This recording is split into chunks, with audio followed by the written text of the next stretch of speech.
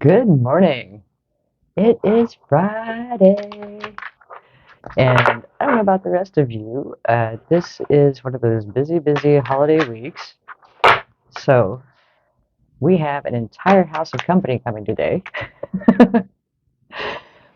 And for today's coaching topic, I didn't even get it out. I'm using the Heal Yourself reading cards.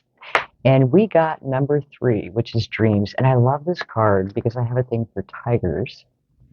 So beautiful, the artwork on these cards. And also, if you are interested in working with me or any of the services that I offer, there is a link to my website in the description box below. And with that, no further ado, pay attention to your dreams. They hold lots of significant insights for you at present. Your dreams may provide you with important details about your current health issues or a creative idea you need to action to make your desires manifest. Dreams can also give you clues about what is challenging you emotionally. Sometimes your loved ones who have passed over or people you have lost touch with connect with you while you sleep and offer valuable messages that can give you peace of mind or the strength to persist through a challenging situation. Take note of both the dark and the light aspects of your dreams. In particular, pay attention to any recurring dreams as they often have significant meaning or wisdom that can help you. And one of the things that I found to be helpful, because so many times when we wake up, we don't remember our dreams. You may have like an emotion that's carried over from the dream, but you don't remember the details. If you set an intention when you go to sleep to remember your dream and keep a dream journal by your bed, which can be just a notepad, it doesn't have to be anything fancy.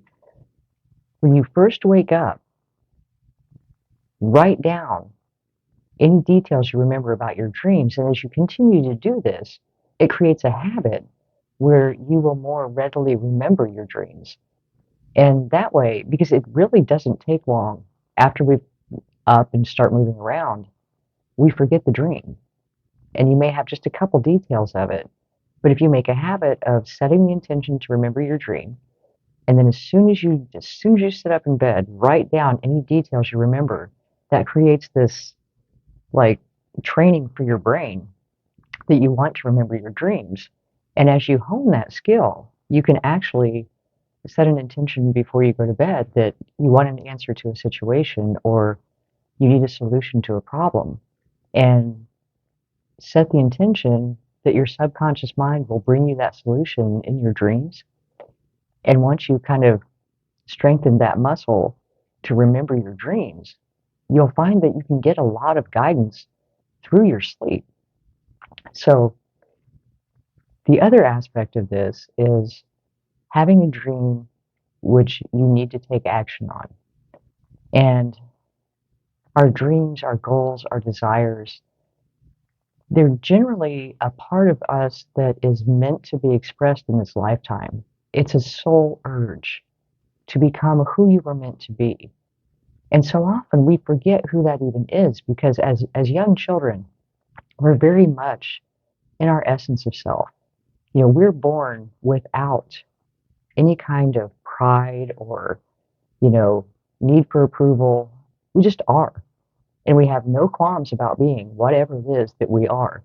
And then through social pressures, social conditioning, you know, wounds that we receive from our family unit, from our peer group, from people in authority in our lives, teachers, coaches, different life situations, it can have a very altering effect on who we present ourselves to be to the world.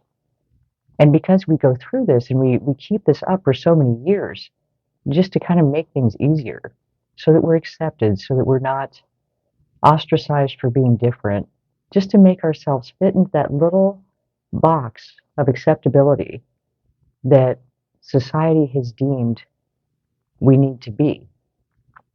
And so a lot of times it can take a while to get back in touch with who you really are at your core, at your essence. Who am I? Because you've spent so many years trying to be something else for everyone else around you that you've lost that really deep knowledge of who you are at your core. And one of the things that I like to do for clients who are just searching for that identity, who am I? Go back and find a picture of you when you were like 3, 4, 5 years old, before you'd really gotten too deeply indoctrinated by your environment.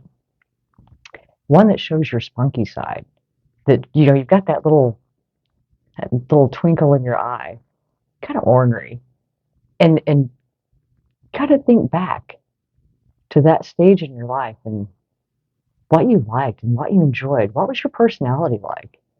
Are you naturally introverted, or did you just shut down because you had so much in your environment that you were told was not acceptable?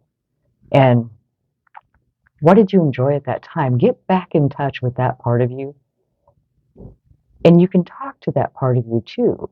And there's journal prompts that you can use where you just kind of unconsciously write. It's just a stream of writing where you're not really thinking, you're just writing it down. Ask yourself, look at the picture and ask yourself, who was I then? What would I have been feeling then? How did I think of myself? And do that unconscious stream of writing, and you'll be surprised what you come up with. But that can be a starting point for really getting back in touch with your authentic self, identifying the dreams that you hold at a soul level. And once you start to get in touch with that, then you can start taking action steps, create a plan and action steps to reach that higher expression of yourself, because you'll find joy there, because it's who you are at that soul level. You're not going after some, you know, acceptance or social status. You're following your heart because you found it again. So it's an amazing thing to come back home to you. So I hope this helps. I will talk to you soon. Love and light.